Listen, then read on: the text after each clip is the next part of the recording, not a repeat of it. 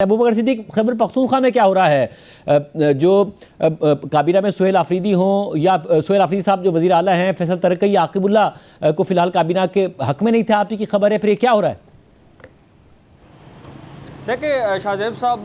जैसे ही वज़ीर आला सुहेल आफरीदी साहब ने हल्फ ले लिया तो उस दिन से ही हम देख रहे कि सीएम हाउस में जो है काफ़ी रश है और मुख्तलिफ जो दड़े हैं तो वो कोशिश कर रहे हैं कि अपना जो उनके रिलेटिव्स थे, उनके करीबी दोस्त थे, उनको कैबिनेट में एडजस्ट कर ले। तो ये जो मरहला था काबीना तश्कील देने के हवाले से, तो ये काफ़ी टफ रहा सुहेल आफरीदी के लिए। फिर इस तरह हुआ कि सुहेल आफरीदी साहब जो है उन्होंने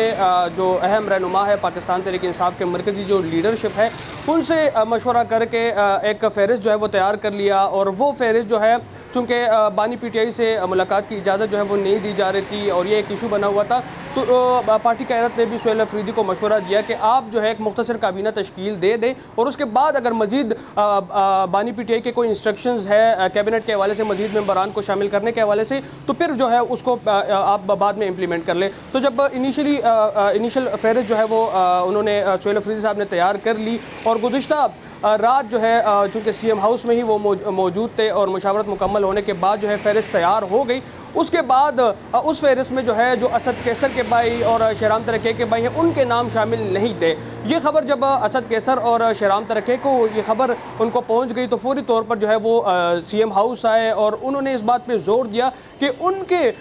भाई जो है वो हर सूरत जो है वो शामिल किया जाए। हमारे सोर्सेज जो है वो ये कह रहे बावसूख ज़राए कि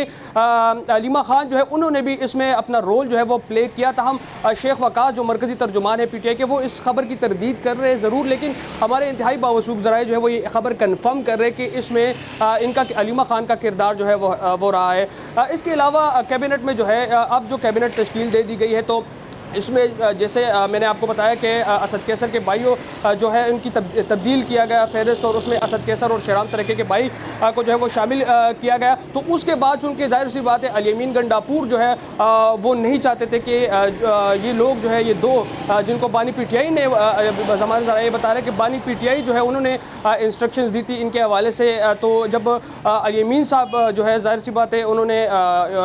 उनके वक्त में इन्होंने रिज़ाइन दिया था तो वो इस बात से खुश थे। तो उस वजह से जो है काबीना जो चूँकि सुहेल आफरीदी साहब ने जो पहला फ़हरिस्त तैयार किया था उसमें ज़्यादातर नए लोग शामिल थे, लेकिन जब फ़हरिस्त में ये तब्दीली की गई इन दो रहनुमाओं के भाइयों के हवाले से तो फिर अली अमीन गंडापुर के कैबिनेट के जो ज़्यादातर लोग हैं उनको भी जो है शामिल किया गया और फ़हरिस्त जो है वो मुकम्मल तौर पर तब्दील कर लिया गया। इसके अलावा कैबिनेट के हवाले से जो है काफ़ी इख्तिलाफ़ात मज़ीद भी चल रही है। बैरिस्टर सैफ जो कि मुशीर इत्तलात थे उनके हवाले से जो है आजकल काफ़ी बहस जो है वो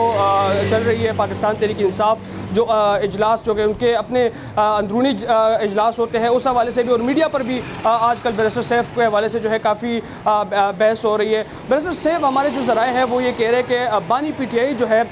वो ये चाहते हैं कि बैरिस्टर सैफ जो है वो कैबिनेट में शामिल हो, लेकिन सूबाई जो तंजीम है उनके काफ़ी इख्तिलाफ़ात जो है वो बैरिस्टर सैफ से चल रहे हैं। उसी बुनियाद पर जो है फिल वक्त चूँकि हमारे ज़रा ये भी कन्फर्म करें कि सुहेल आफरीदी साहब को जो है ये बात पहुंच चुकी है कि बानी पीटीआई जो है वो चाहते हैं कि बैरिस्टर सैफ काबीना में शामिल हो जाए, लेकिन चूँकि इस वक्त ज़ाहिर सी बात है पार्टी के जो अहम रहनुमा है वो खुलकर बैरिस्टर सैफ के ख़िलाफ़ जो है वो बयानात भी देते हैं और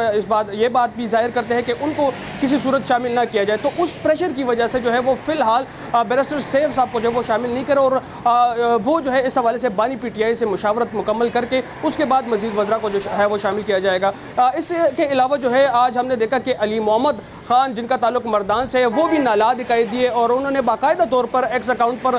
ये बयान दिया कि जो उनका आबाई ज़िला है मर्दान उसमें से किसी MPA को जो है वो कंसिडर नहीं किया गया कैबिनेट में और उन्होंने मुतालबा किया कि मर्दान में भी जो कि इससे कबल जो है मर्दान से उनके जो करीबी साथी है एहतशाम वो जो है वो कैबिनेट में शामिल थे। इसके अलावा जायशा तूरू साहब जो है उनको उनके साथ वजारत खुराक का कलमदान का उनको भी जो है इस कैबिनेट में शामिल नहीं किया गया। तो यूँ अली मोहम्मद खान जो है उन्होंने एक एक्सपेक्ट पैगाम दिया है।